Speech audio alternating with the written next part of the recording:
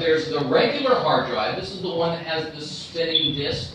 They call this an electromagnetic hard drive. And then there's the solid state hard drive. It has no moving parts. So with an electromagnetic hard drive, when you think about a hard drive, I want you to think about it like a big book, right? And so that's what it is. It's a huge book that you can store information in. And each one of the pages, we actually call those clusters on a hard drive. So when you save a document or a picture or anything on your hard drive, it's actually saving it to those clusters. Now, think about this. I'm a drug dealer, and I'm typing up a Microsoft Word document. And I'm typing all the drugs that I sell and the people that I sell it to. And that document is 8 pages long. I have not clicked save. Where is that document? If I haven't clicked save, if I lose the power on that computer, it's gone, right? But where is it while it's on my screen and I haven't clicked save? It's in RAM. It's in what they call random access memory. But as soon as you click save, the computer goes to the table of contents and says, I have an 8-page document called List of Drugs. Where can I save it? And it says you can save it on page 68 through 75. And it writes that document on page 68 through 75. That's how a computer saves information. Now, here's the magic of forensics. What happens when you delete that file? Now, you delete it, you empty the recycle bin. The only thing that happens, oh, by the way, while that's saved, that's in what we call allocated space. So when the file is saved on your computer and it's in the table of contents, that's called allocated space. But when I delete that file, the only thing that happens is, look right here. In the table of contents, all it does is erase the first character of the file name. In the table of contents, it just erases the first character of the file name. That tells the computer these pages are empty. You can save stuff here if you need. There's nothing here. But guess what? Those pages still have that list of drugs. Now, how long will that deleted 8 pages of list of drugs remain on that computer? Forever. It will remain on that hard drive forever until something else overwrites it. Every file on a computer will remain there forever until something else writes on top of it. So yes. Just one overwrite?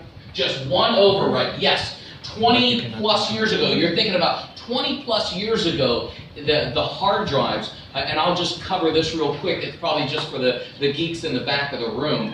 The way hard drives save information is actually, you've heard of everything is binary, it's a 1 or a 0. Well, on a computer, that's literally true. It's either a positively or negatively charged ion. That's what it is. It just flips that ion positively or negatively, right?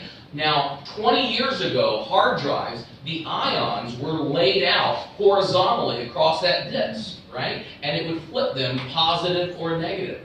But 20 years ago, in order to have saved more information on a hard drive, what happened is they flipped all the ions to vertical so that they could get a lot more together. So now, it's either positive or negative. When over 20 years ago, what we used to be able to do with this multi-million-dollar microscope called an electron microscope, we could actually look at that ion, that one little ion, and we could see shadows. We could see that, you know what, the current charge is positive, but previously it was negative. And before that, 2 times ago, it was also negative. 3 times ago, it was positive. We could go back 7 times, what we call 7 shadows. That has been gone for more than 20 years. There's no hard drive out there working right now that still has the old way. So now, one time you overwrite the data, it's gone. Okay, you can't recover. Sir? Yes? Are you trying to say, sir, that the in-depth cleaning system of CC Cleaner program of Puriform.org is not actually functioning, Ah, or it is now, not effective. okay, you said CC Cleaner. Yeah. Oh, that's different. That's a totally different program. That program was designed to destroy information. So what CC Cleaner does is it overwrites every page with random letters. So it actually overwrites, actually I've done some tests, it'll overwrite, believe it or not, up to 26 times.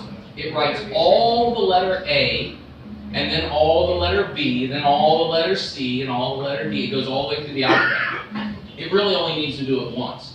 But CC Cleaner is specifically designed to overwrite data. That's why we can't recover it once it's been done with CC Cleaner.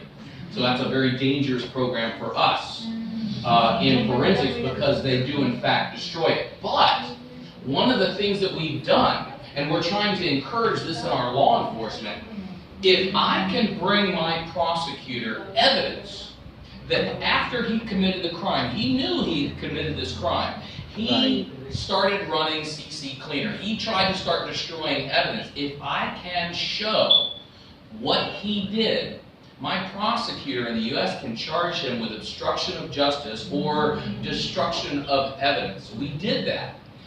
We showed how many times after the crime he started running CC Cleaner. And that was what the prosecutor used to charge him. This was in Sarah Palin's email hack.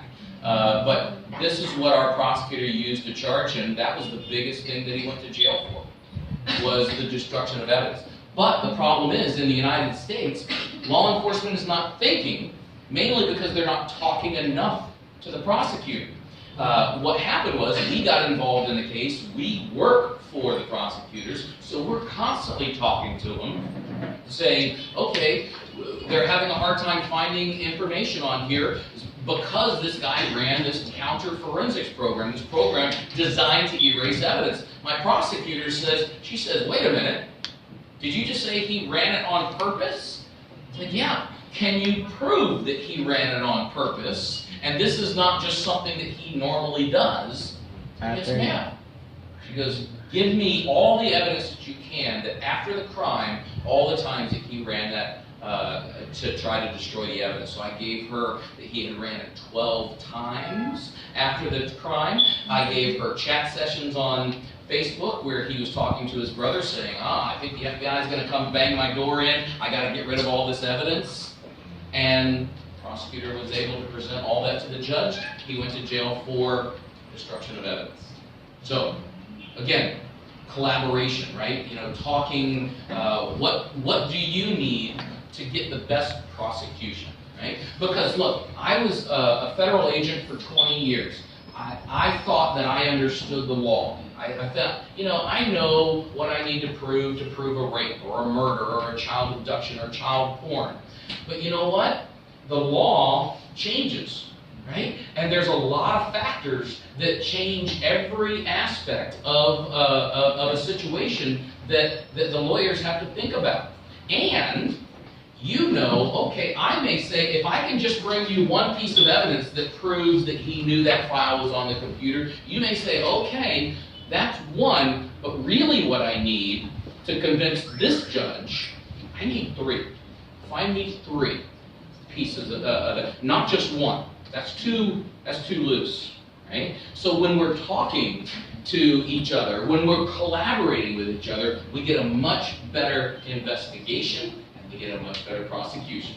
So that's all that happens. Now, if I saved another file, by the way, when you delete a file, this is now called unallocated space. Once you delete it and it's still on that hard drive, that's called unallocated space, because according to the master file table, nothing's on that computer. Nothing's on that hard drive on those pages. So if I save another file, let's say it's a picture of a grenade, and it saves it on page 72, guess what? I can still recover the first 4 pages of that list of drugs. And if I delete grenade, it's not really gone. Maybe I save another picture of a gun, and now I can still recover the first 4 pages of the list of drugs, the first half of the grenade, and that happens over and over and over on a computer. So it's just a matter of time. So what our forensic tools do is almost every file has what we call a file signature. It's kind of like a road sign, you know, that says beginning of school zone or beginning of road construction. Every file says, hi, I'm a Word document. Hi, I'm a photo, or I'm a program. What our forensic software does is it goes through each page of that hard drive and looks for those signatures. It finds the first 4 pages of the list of drugs, the first half of the grenade, the entire picture of the revolver, and it'll recover all those items, right? Now, I don't want you to think it's, it's too terribly easy, because this gets very, very complicated. Now, what if I save a big movie file and it's 24 pages long and it starts saving on page 68? Now, that list of drugs, the grenade, the handgun, those are all gone. Those are all deleted. But, guess what? There are forensic artifacts throughout that computer that tell you that that list of drugs used to be on that computer, on the desktop. When was the last time it was open? When was the first time it was open? And these artifacts are all throughout that computer. As a matter of fact, even if I take a thumb drive and I plug it in to my computer and I open a file from that thumb drive, I never copy it to my computer. And then I close the file.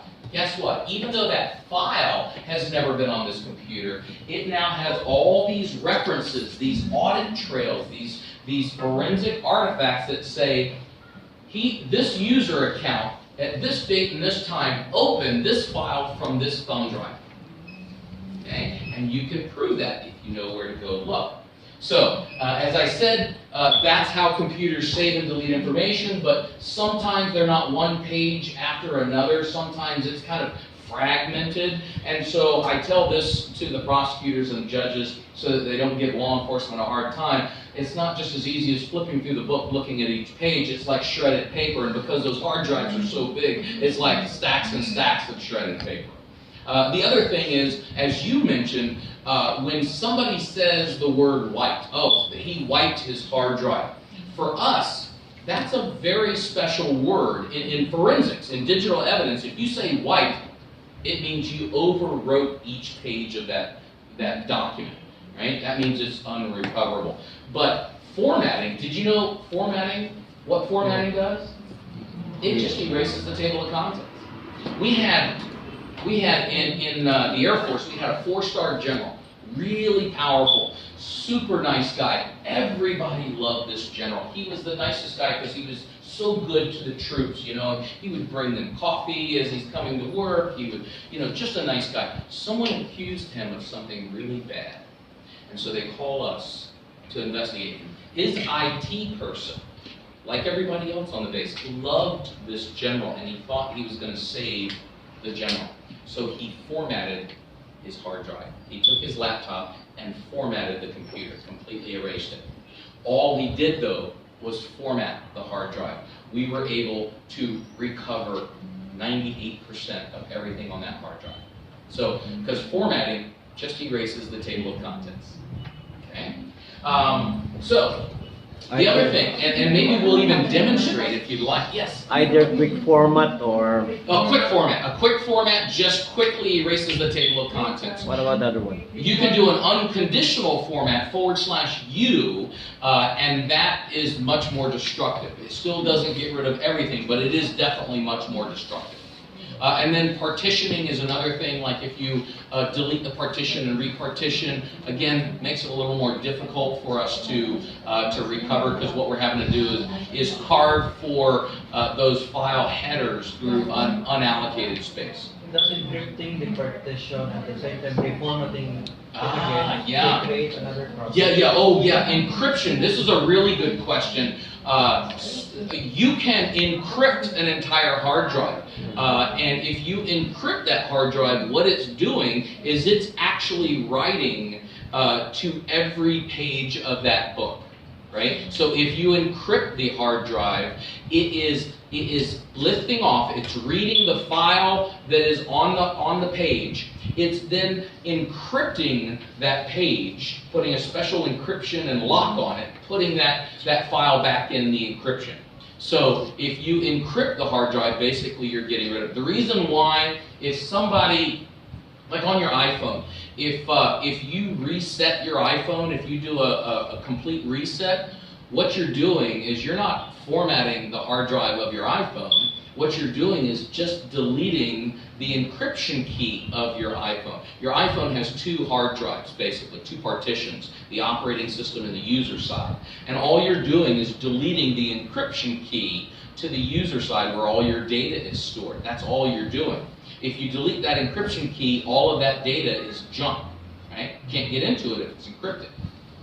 So encrypting is a much bigger challenge, Which brings me to incident response. One of the first things that we need to do in incident response is always document the scene. That's part of preservation, right? That's part of preserving the way the crime scene was when we got there. That's why when we show up and there's a dead body, we take photographs, right? We're documenting that scene. But we're missing potential evidence. One of the biggest problems that we're having in the United States right now is, I'm so embarrassed to tell you this, but 80% of the time, do you know what happens 80% of the time in the United States when they come across the computer that's powered on and logged in? Turn it on. Yes. Not only turn it off, they pull the power.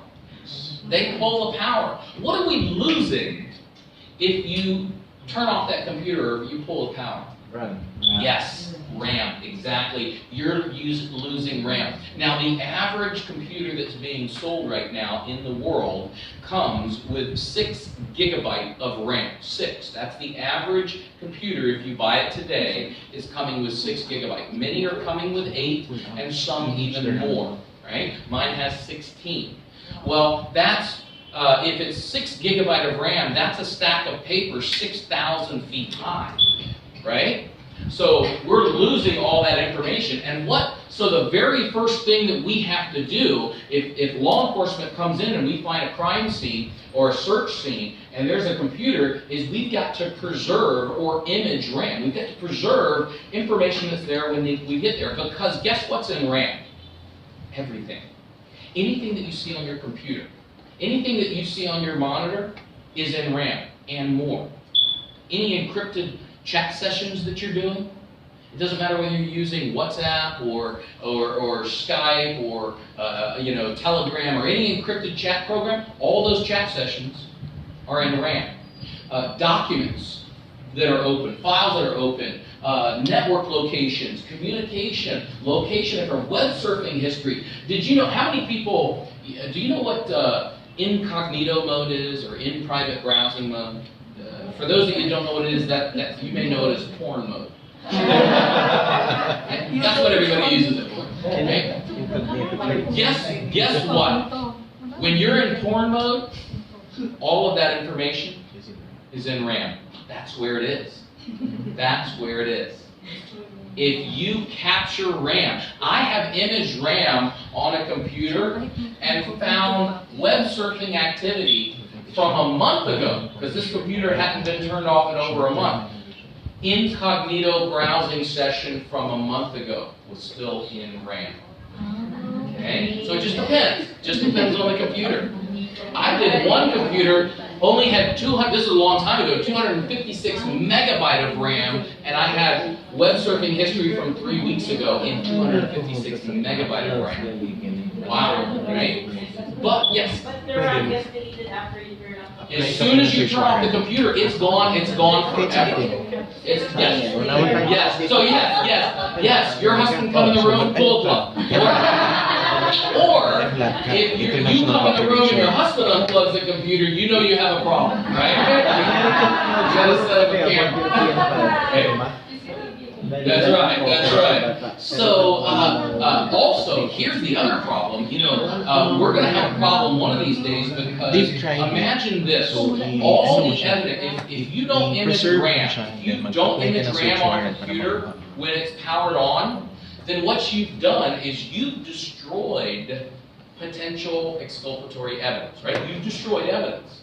because that was there when you got there.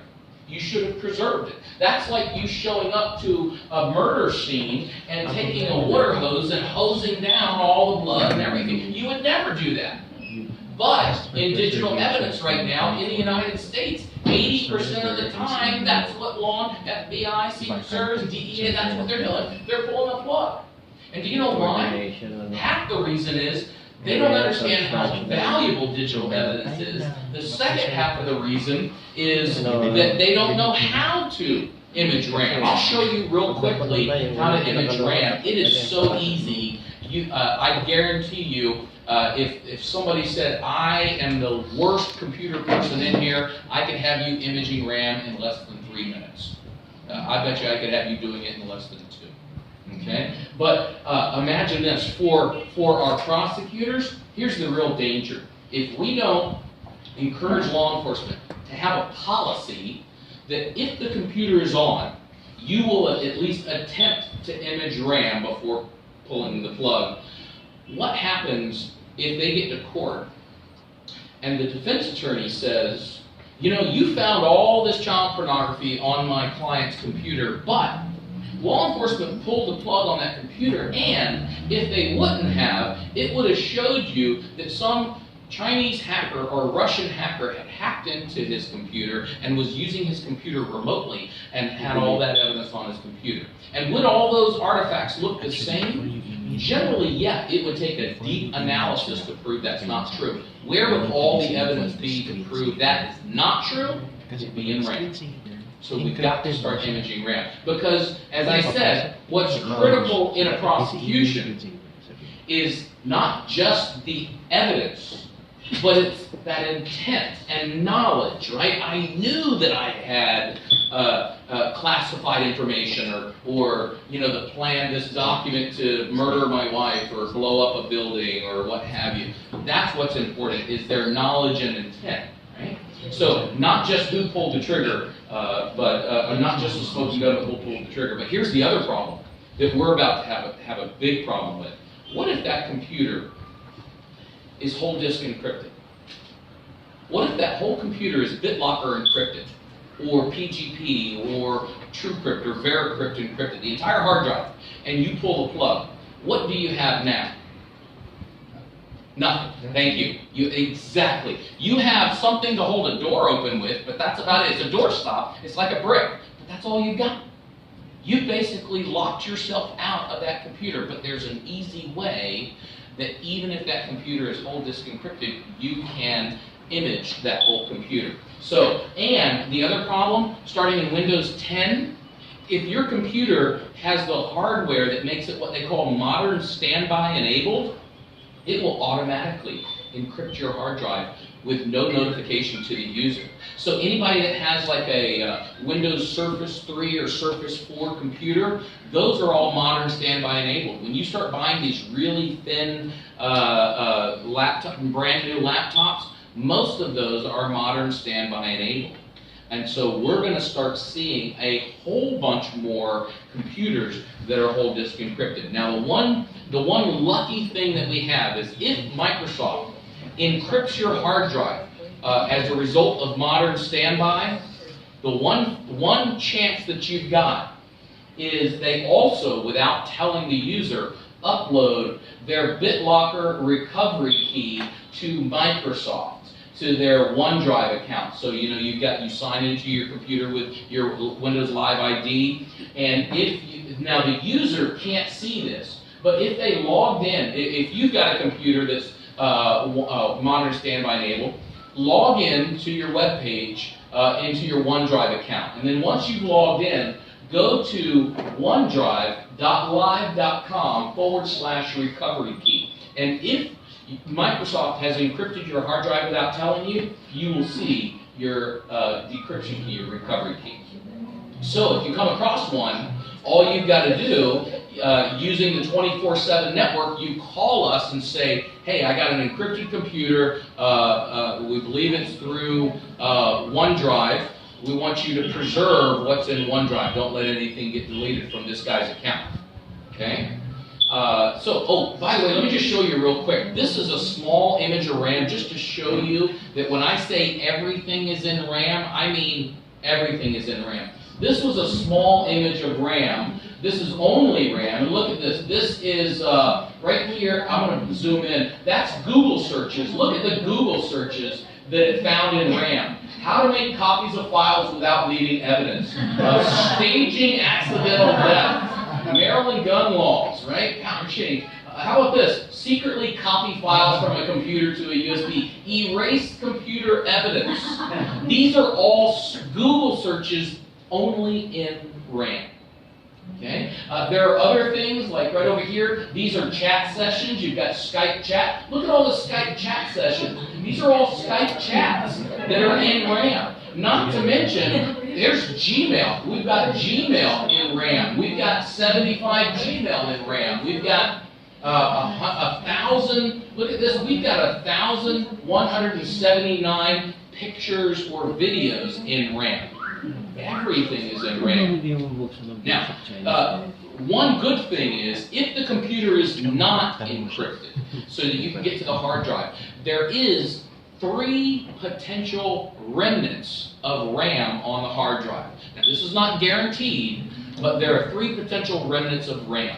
The first one is at the root of your hard drive, and it's called hyperfile.sys. C:hyperfile.sys. This is an image of RAM the last time your computer went into hibernation.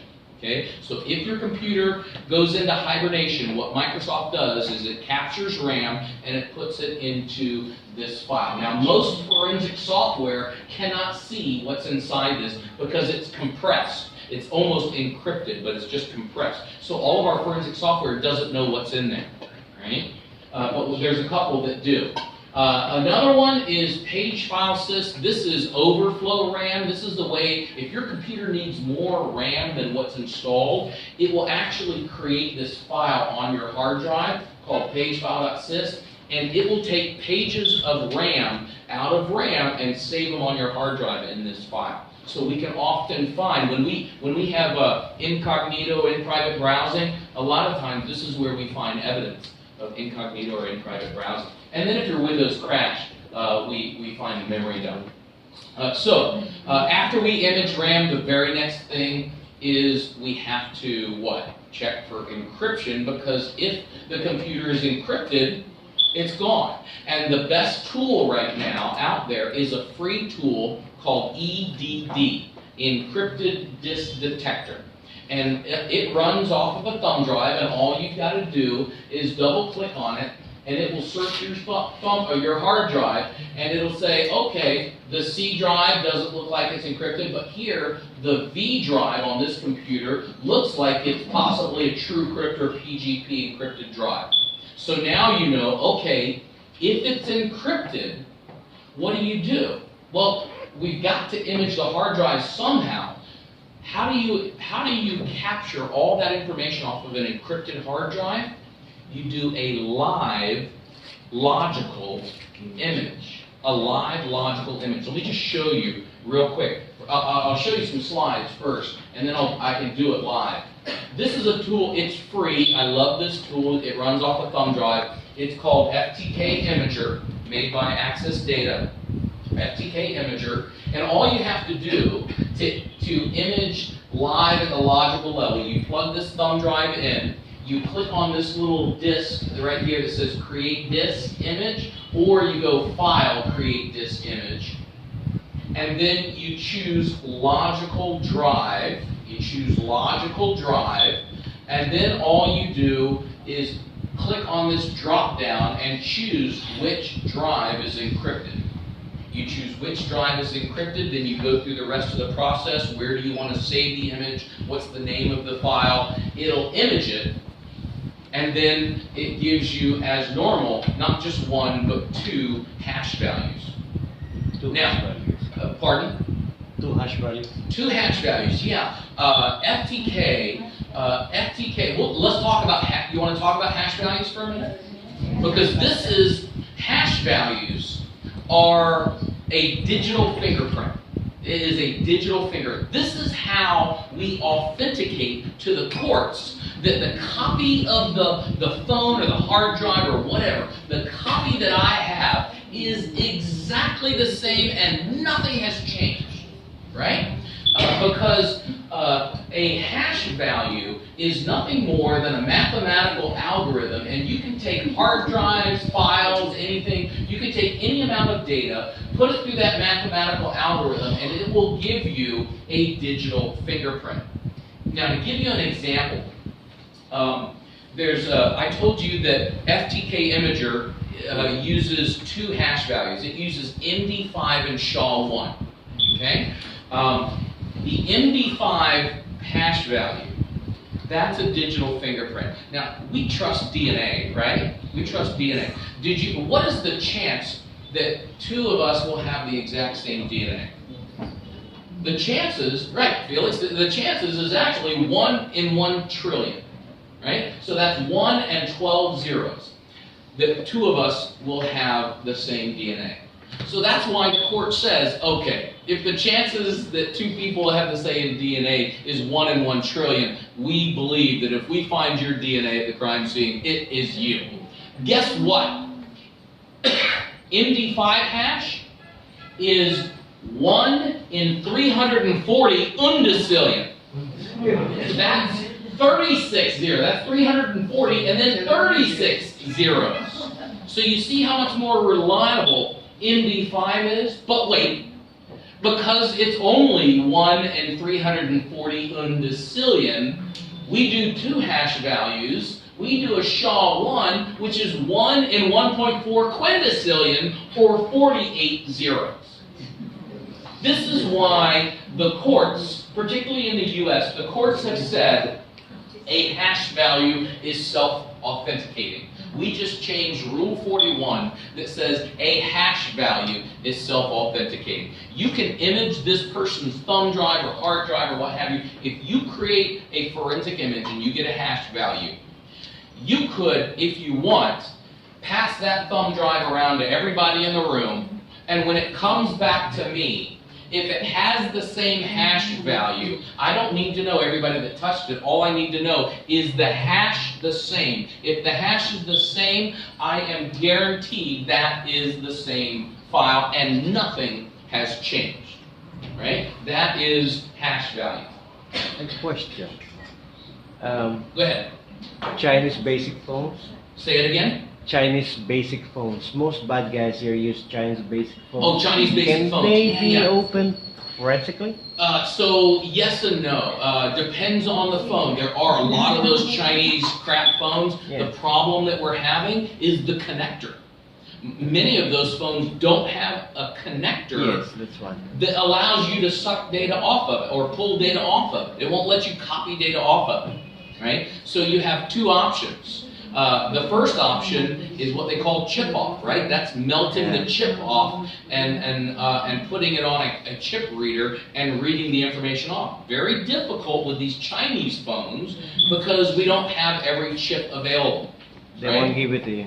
Pardon? They won't give you the program. That's right. They won't give. How about the other option? The other option is the manual photographing of if the phone is unlocked. You basically set the phone down over a camera and you go through each screen on the phone taking pictures of the call logs and the text messages and the pictures on the phone. Yeah, it's a horrible way to do it, but it's the only way that you can document the evidence. Say it's been turned on for the past 5 months, still there? What's that? If the phone has been turned on for the past, say, 5 months,